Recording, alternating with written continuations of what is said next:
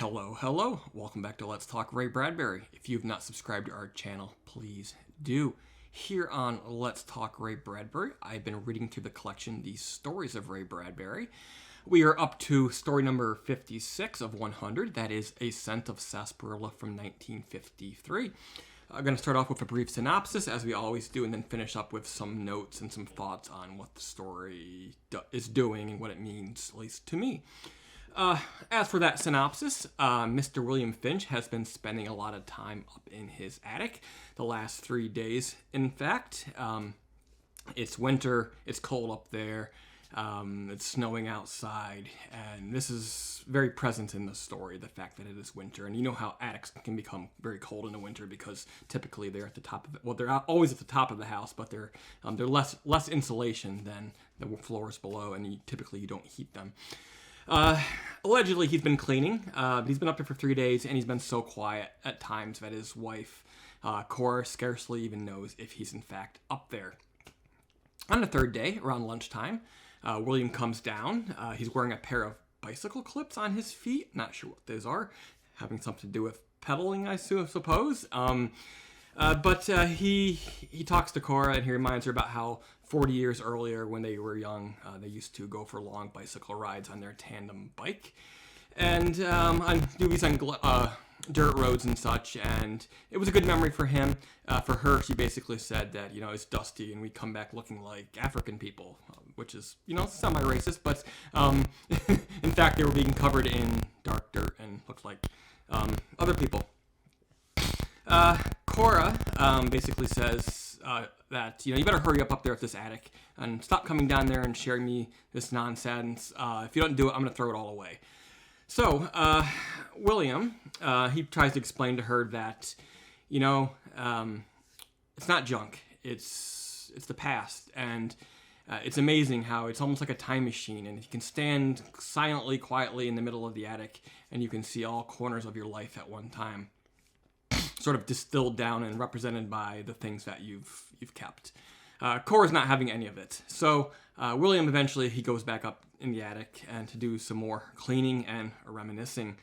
The next time he comes down, he's dressed ridiculously. They look like brand new clothes, but they're old-fashioned. He claims he got them out of some trunks, but they don't smell like mothballs. Again, she's not believing it, but she does smell something she can't identify, and he identifies it as sarsaparilla. He talks about how they used to, when they were younger, walk down on Sundays to the drugstore and have a cold sarsaparilla, and how great those times were. Again, she's not having much of it. She's infuriated when she learns that there's $40 missing from the cookie jar, I guess, that she'd been saving. And she thinks that he in fact bought these ridiculous clothes that he can't possibly wear in public anymore with their money. But the next time and the final time, William, he goes up to the attic. He's up there so long that Cora wonders if he's there at all. She shouts at him, and finally, looking down from above, he sticks his head through the porthole, and you can see her standing below in the cold of November that's permeating the house. And he asks her, come up here with me. I want to go to the pier and have some clam chowder. I took $500 from the bank account, and I'm leaving. If you don't come with me, I hope you will. She's not having anything of it again, and she's very angry at him, and finally he sort of retreats back up through the porthole. And he becomes silent. Eventually, after all of her shouting, she finds a chair, she shimmies her way up into the attic, and he is gone. Behind her, through some of the windows, it's still November, it's winter, it's cold. But through one window in the one corner of the attic, she looks out and she sees summer. She sees blossoming trees and birds and sunshine and all of that, and the lingering smell of sarsaparilla.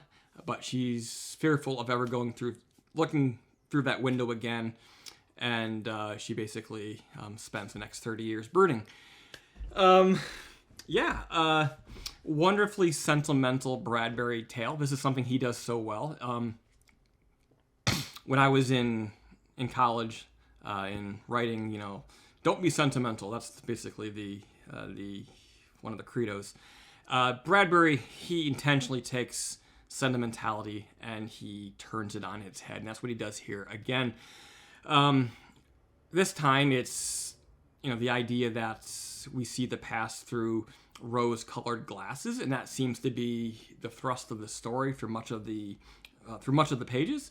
The idea that old William, he looks back fondly on his past and their past together, and he wants to recreate it and relive it and thinks he can recapture it. Whereas his wife Cora, she's more bitter about it. Probably she too has good memories of the past, but she doesn't want to think about them because she knows what she's lost. And this sort of comes out as anger and dismissal of William and how he feels. And I don't know, maybe there's a difference between the way men and women feel about the past.